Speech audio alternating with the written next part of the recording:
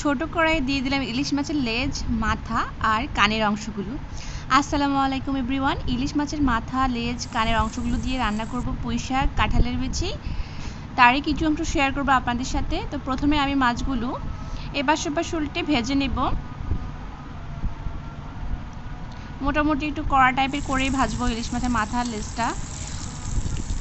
মাছটা ভাজা হতে থাকুক, আর এদিকে কাঁঠালের বিচিগুলো অনেকক্ষণ যাবত ভিজিয়ে রাখা হয়েছে। তো আমি একটা দধির বক্সে ভরে দিয়েছি, আর এটিকে ঝাঁকানি দিব। ঝাঁকানি দিয়ে দেখবো যেটাকে আদৌ পরিষ্কার হয় কিনা। আমি ফেসবুকে এক আপুর ভিডিওতে দেখেছি আপু বোতলে ভরে অনেকগুলো কাঁঠালের বিচি নাকি পরিষ্কার করেছে। তো সেই দেখা থেকে আমি ভাবলাম যে আমি একটা বক্সে ভরে দেখি কেমন হয়। কিন্তু বক্সে আমার মনে হয় যে তেমন একটা কাজ হয়নি, অনেক খোসায় রয়ে গিয়েছে উপরে। তো আমি এভাবে চালনিতে নিয়ে ভালোভাবে হাত দিয়ে ডলে অনেকটাই পরিষ্কার করে নিয়েছি কাঁঠালের বিচিগুলো। আর এদিকে যেহেতু পুঁইশাক রান্না হবে, তো পুঁইশাকগুলো ভালোভাবে ধুয়ে নিচ্ছি। এই যে আমাদের শহরে ছোট্ট একটা পুকুর আছে, ওই পুকুরে 2-3 বার করে পুঁইশাকগুলো ভালোভাবে ধুয়ে নিয়েছি আর পানি ঝরিয়ে নিব। আর এদিকে কিন্তু রান্নার সব আয়োজন কিন্তু আমার কমপ্লিট হয়ে গেছে, এখন রান্না করাটাই বাকি। তো কড়াইয়ে দিয়ে দিলাম পেঁয়াজ কুচি, রসুন বাটা, মরিচ গুঁড়া, জিরা গুঁড়া, হলুদ গুঁড়া আর লবণ পরিমাণ মতো। এখন দিয়ে দিব তেল। এভাবে সব একসাথে মিশিয়ে বসালে রান্নাটা করতে অনেকটা কম সময় লাগে। আর এখন দিয়ে দিব পরিমাণ মতো পানি।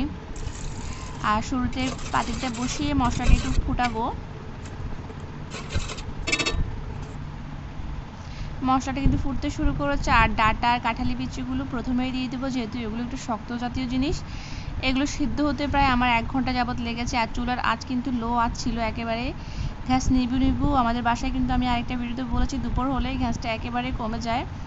তো রান্না করতে অনেক বেগ পেতে হচ্ছে, যেহেতু কাঁঠালের বিচি প্রায় আধা ঘন্টা যাবত সিদ্ধ হচ্ছিল না।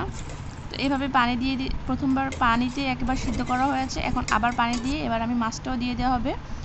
মাছ আর ডাঁটা কাঁঠালের বিচি ভালোভাবে আর একটু কষানো হবে, তারপর শাকটা দেওয়া হবে। কাঁঠালের বিচিগুলো মোটামুটি টাইপের সিদ্ধ হয়ে গেলে কিন্তু শাকটা দিয়ে দেওয়া হবে। তো নেড়ে দেওয়া হচ্ছে। এখন কিন্তু প্রায় কষানো শেষ। এখন দিয়ে দেবো শাকটা। শাক থেকে কিন্তু অনেক পানি বের হবে। আর পাতিল ভরা শাক দেওয়া হচ্ছে। আর একটু পরে দেখতে পাবেন এই পাতিল ভরা শাকটা নাই হয়ে যাবে, পাতিলের তলায় চলে যাবে। দেখেছেন শাকগুলো একেবারে কমে গিয়ে পাতিলের তলায় চলে গিয়েছে।